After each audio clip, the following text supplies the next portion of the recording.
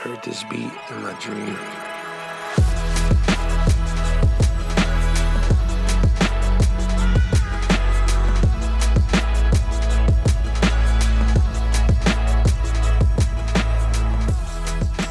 Welcome back to the Underwater Filming Tips series. My name is Vanessa Karaker, and in today's episode we're going to talk about how to make your action camera footage look more cinematic.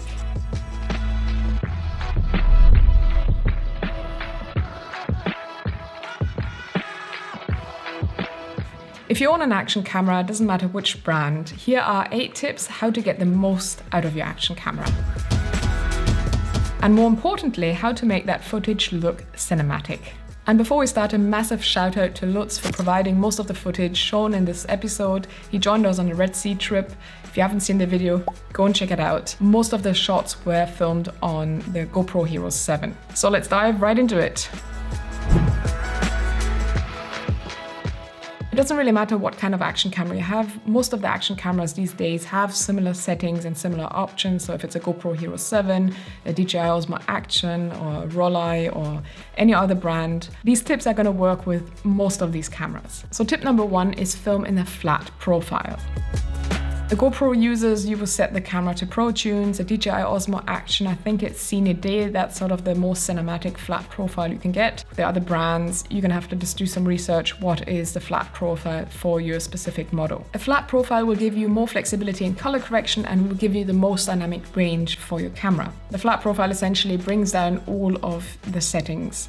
A flat profile will reduce the contrast, the saturation and the hue. With a flat profile, you're not going to clip the highlights and the shadows as fast. And also I'd recommend to dial down the sharpness to nearly the minimum because it makes the footage look sort of digital video look like. And you can always add sharpness later on during the post-production process. Tip number 2 is slow motion.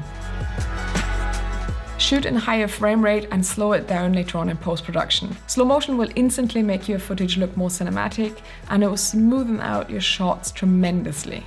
So if you have the option to film in 50 or 60 frames per second, then I would recommend to do so. And if you can film 60 or 50 frames a second in 4K, then I would definitely recommend to do that. If you're filming in 4K and you're editing in an HD timeline, you can reframe your shot later on in the editing process. Tip number 3, field of view.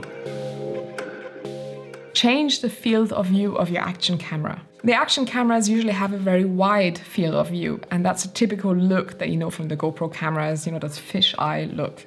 And you want to get rid of that. That's something that you instantly connect with GoPro footage or action camera footage. So you want to change that field of view to medium or narrow, depending on what you're going for. This would be a typical wide field of view.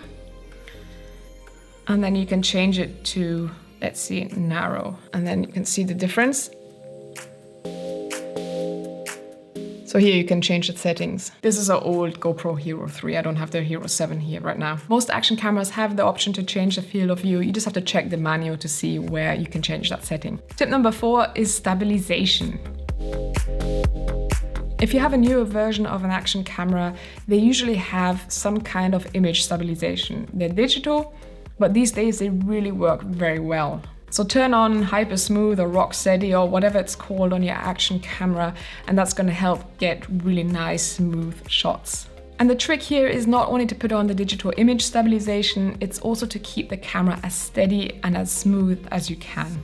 If you're using a pole with the action camera, don't extend it, because this is going to make the whole thing wobbly and you're not going to get smooth shots with that. Try to keep it as compact as you can. Try to keep it as steady as you can.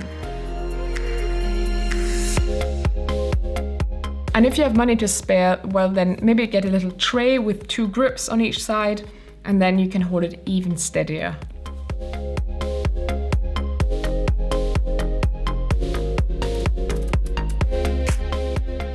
Tip number 5, red filters.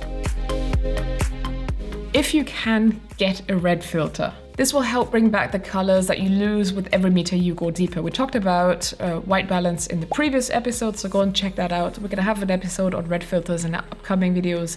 But just as a hint, get a red filter. But this only applies to if you go below 3 meters. If you're snorkeling at the surface, a red filter on the contrary is gonna give the whole image a red tint, and you definitely wanna avoid that. So if you're only snorkeling and filming, you don't need a red filter. So add a red filter if you're planning to go deeper than 3 meters, but bear in mind that if you're using a red filter, it is going to cut out some light depending on the density of the filter.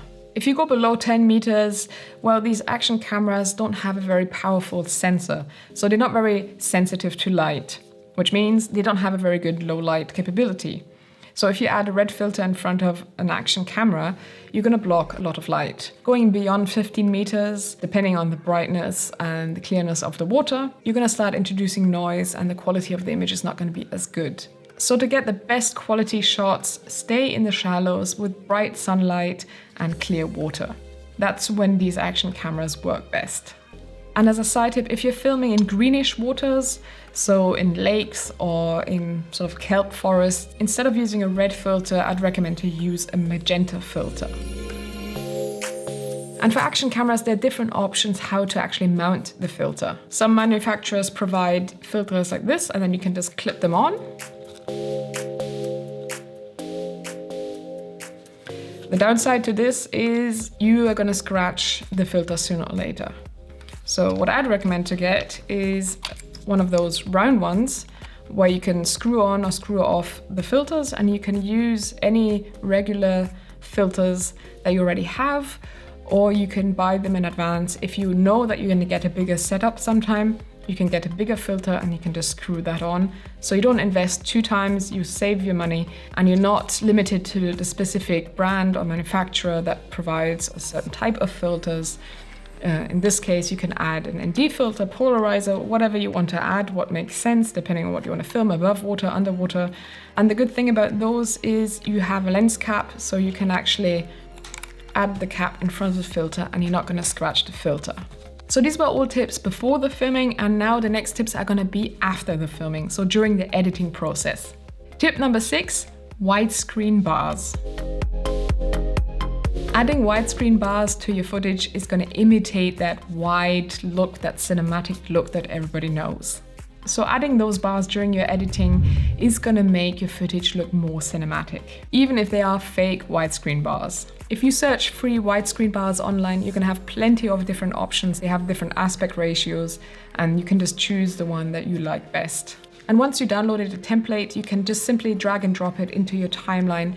The middle is usually transparent, so you have the black bar at the top and the bottom, and then you just add it over your edit.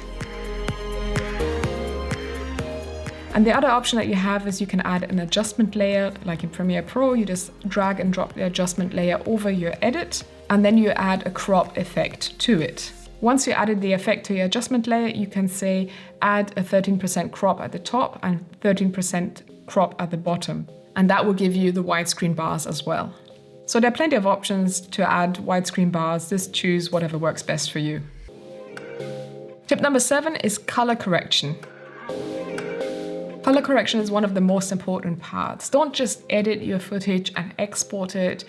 Add some color correction to your footage. If you filmed in a flat profile, you have to tweak your white balance a bit without pushing the limits too much. And then you can add some contrast, some saturation, some sharpness, add some reds in the shadows, make the blues look a bit more richer.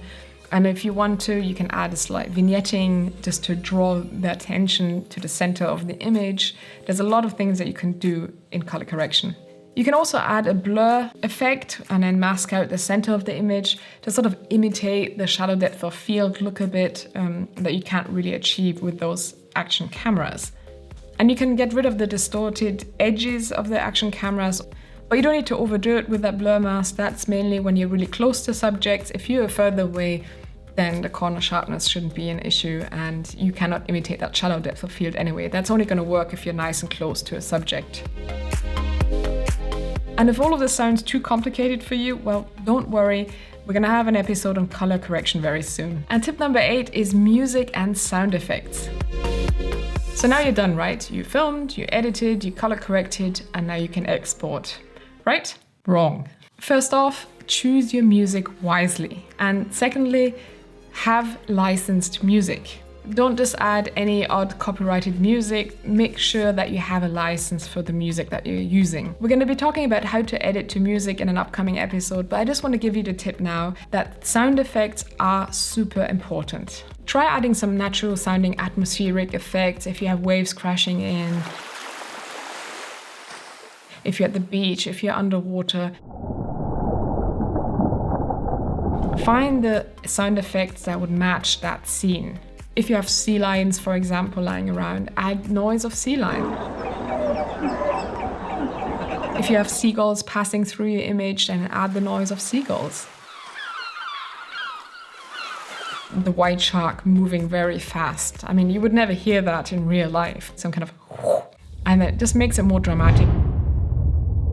These are tiny little things that you can add to make the whole film more cinematic. And with every edit that you make and with every sound effect that you collect, you're building up your own sound effects library. And in the next project, you're gonna have all of the sound effects that you collected for your other project. You can get tons of free sound effects online, and there's a lot of options to buy bundles as well. And if you wanna know what I mean by adding sound effects, well, have a look at, for example, BBC Blue Planet. Have a listen to all of the sound effects they've added later on. Some of those effects are pretty enhanced and you would never hear as a diver. It helps to bring the story alive. It helps to draw the audience in, to make you feel like you're actually in that scene. So that's it. Now it's up to you to create cinematic looking footage with the Action camera. And of course, if you have a point and shoot camera or any other camera, you can apply those tips too. So if you like this episode, give it a thumbs up, subscribe to the channel, and let us know how these tips work for you, and feel free to share your work in the comment section below. We'd love to check out your videos. That's it for this episode. Safe diving, and I will hopefully see you in the next one. And the field of view is essentially, well, the field of view. So the Action cameras usually have a very wild field of view? Very wide field of view. Oh gosh, I have to do it again. So you can add any type of filter.